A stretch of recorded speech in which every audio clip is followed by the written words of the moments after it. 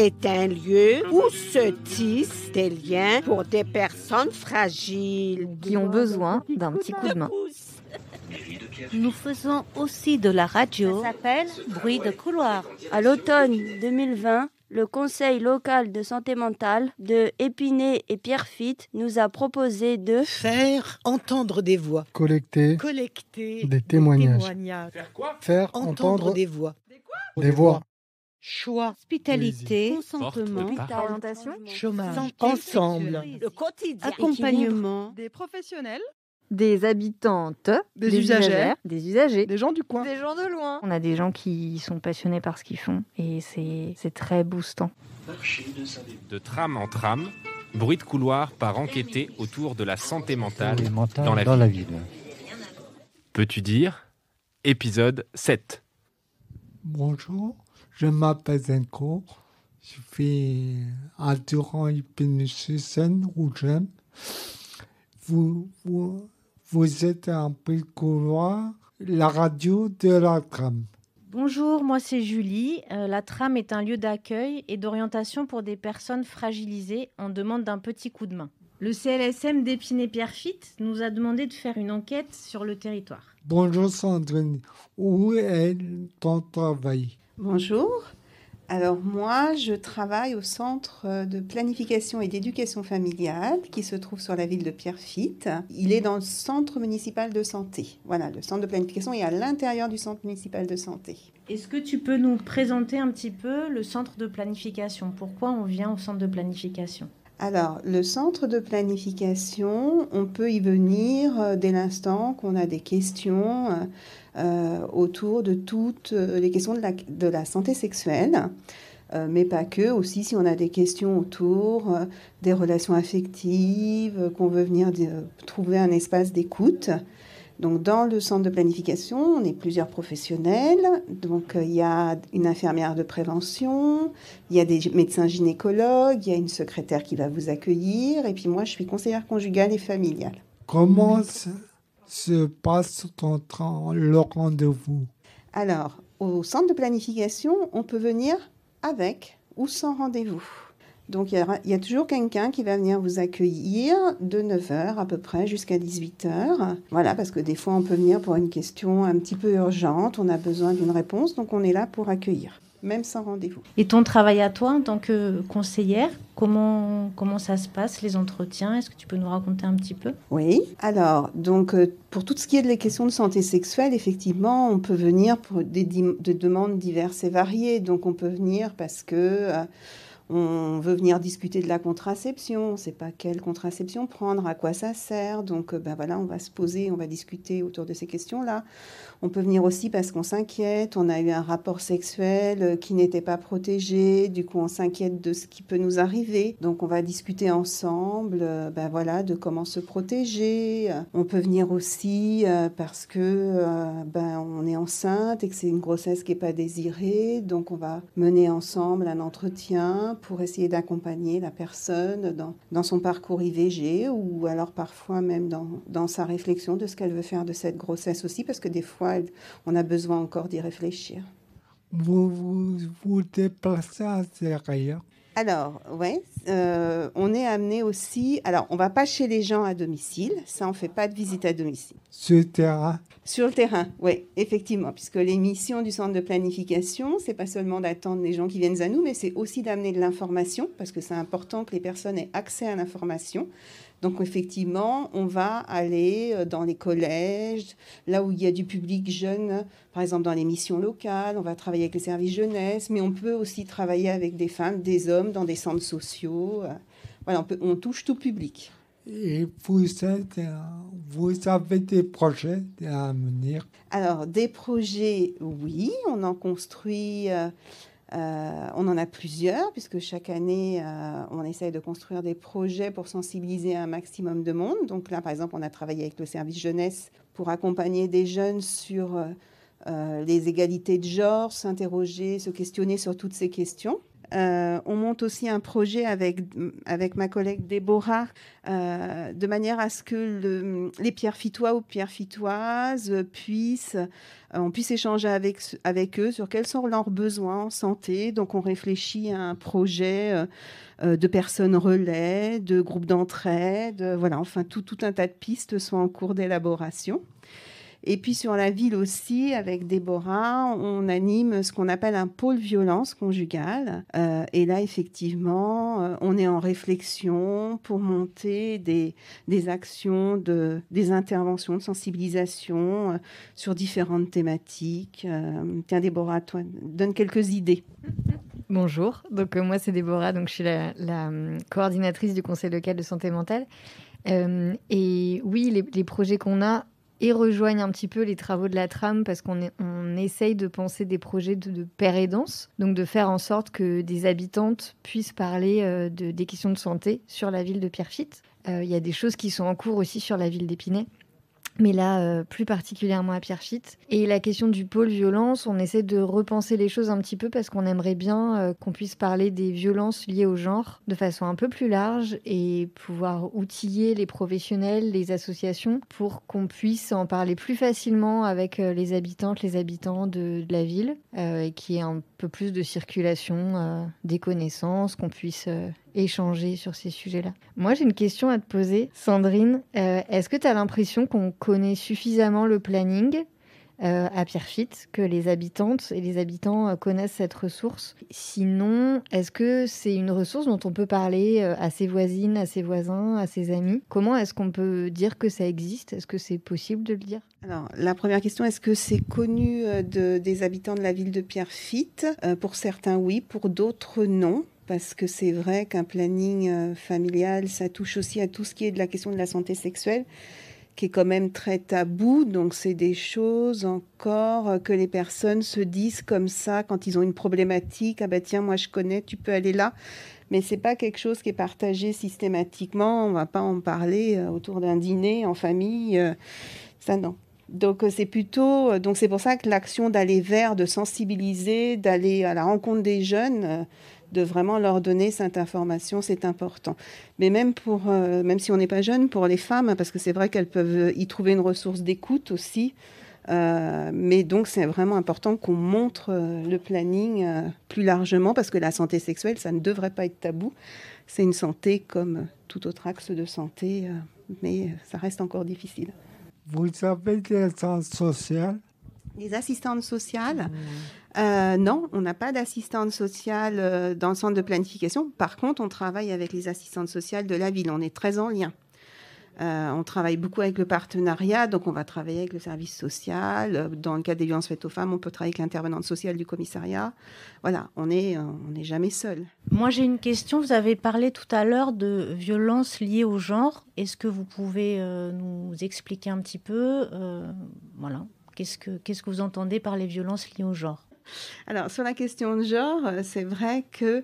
alors, première chose, déjà dans le cadre des violences, auprès des jeunes, c'est vrai qu'on essaye beaucoup de les sensibiliser aux violences de genre, parce que si on arrive à travailler ces questions des violences de genre, donc forcément d'aller au travers des émotions et des ressentis pour tous, on va être dans de la prévention après des violences physiques, verbales, enfin tout ce qu'on peut constater dans les violences entre hommes et femmes. Donc déjà, de faire en sorte que effectivement, on aille sur de l'égalité déjà homme-femme. Est-ce que le genre, ça se réduit aux différences hommes-femmes ou c'est un concept un peu... Est-ce que vous pouvez nous détailler parce que c'est pas... Pour répondre un peu à ta question, je trouve que ce qui est important de souligner, c'est que le planning et la consultation au planning, elle est ouverte à toute personne, aux personnes qui se définissent comme hommes, comme femmes, aux personnes qui s'interrogent sur leur genre, aux personnes trans, aux personnes non-binaires et à toutes les personnes qui veulent des informations. Et c'est en ça que la question du genre, elle est beaucoup plus ouverte que juste la question du homme, femme et de quelque chose qui serait très binaire. Et que s'interroger sur ces questions-là, ça nous pousse aussi à nous interroger sur les questions de relations de pouvoir, d'organisation à la maison, d'organisation de la famille, d'organisation du couple, d'organisation à l'école, dans le milieu du travail, etc.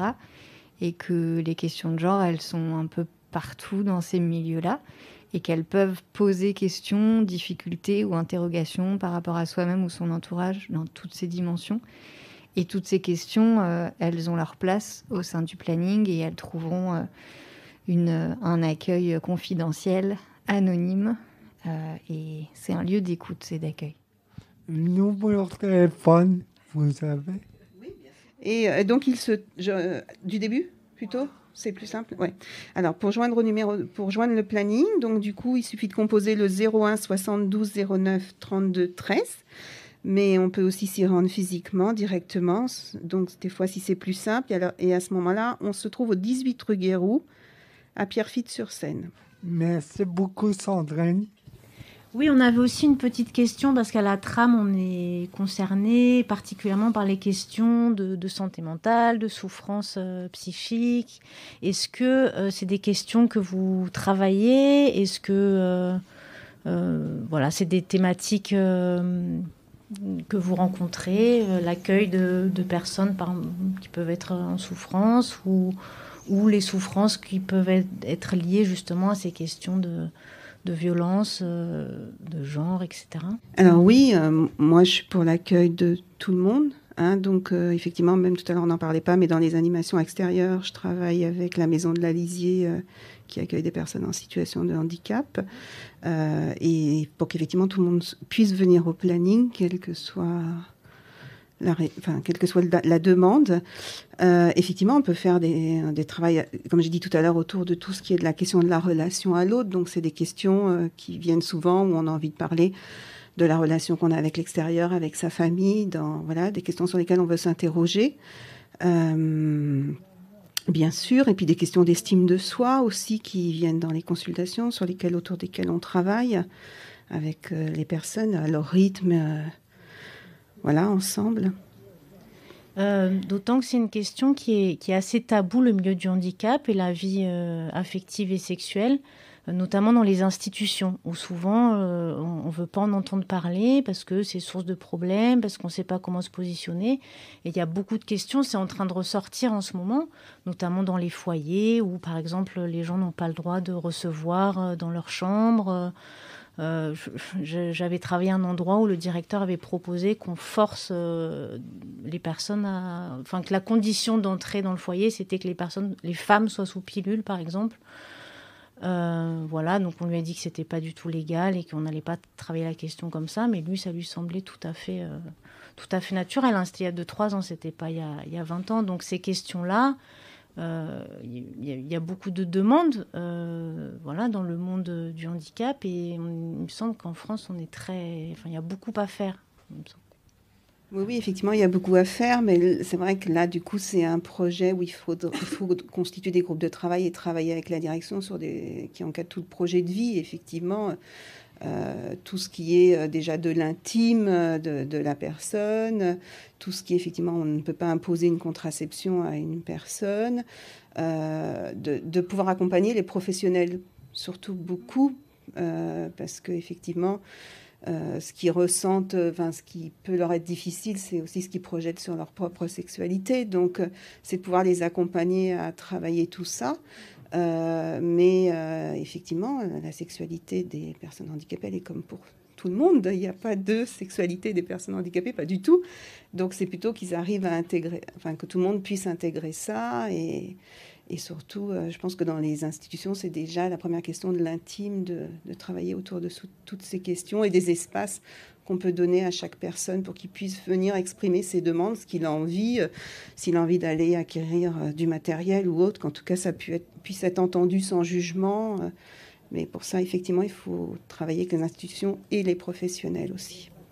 Si une structure, une institution ne sait pas trop comment traiter ces questions et vient vers vous en demandant justement une intervention pour mener des ateliers ou des groupes de réflexion, vous pouvez faire ce genre de choses? On peut vous solliciter? Oui, bien sûr. Oui. Bien sûr, on peut mener des groupes à destination des résidents pour leur permettre d'avoir un espace où ils peuvent effectivement pouvoir déposer un petit peu toutes les questions qu'ils ont, bien sûr. Et puis également, parfois, il faut travailler effectivement avec des directions sur des projets plus contenants. Et puis des professionnels. De toute façon, c'est difficile de ne pas travailler avec les trois ensemble dans une institution. Merci beaucoup, Sandrine. Merci, c'est moi. Merci beaucoup. Merci. Est-ce que, Sandrine, tu avais un texte à proposer à Louisa de lire, c'est ça ? Tu veux nous dire juste peut-être le titre du texte ou quelque chose avant qu'on le donne à Louisa ?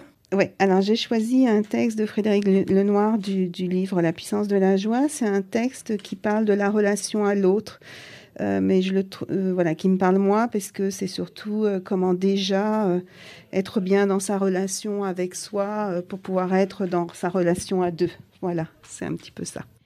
1, 2, 3. L'amour véritable ne retient pas, il libère. Il n'étouffe pas l'autre. Il lui apprend à mieux respirer. Il sait que l'autre ne lui appartient pas, mais qu'il se donne librement. Il recherche sa présence, mais il aime aussi la solitude et le temps de séparation, car il sait que ce sont eux qui lui feront mieux encore goûter la présence de l'aimer. Pour l'amour, rien n'est pire que la fusion.